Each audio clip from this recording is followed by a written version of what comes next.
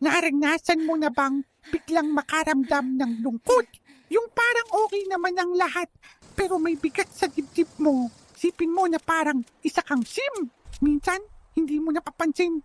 Unti-unti na palang nababawasan ang iyong needs bars. Katulad ng social fund o energy bar, kahit walang malaking problema, ang mababang needs ay nagbibigay ng sad moodlet.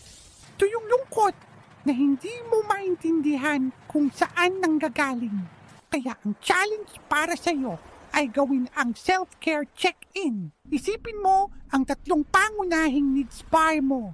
Kamusta ang social bar mo? Ay nakipag-usap ka pa sa kaibigan mo? Kamusta ang fun bar mo?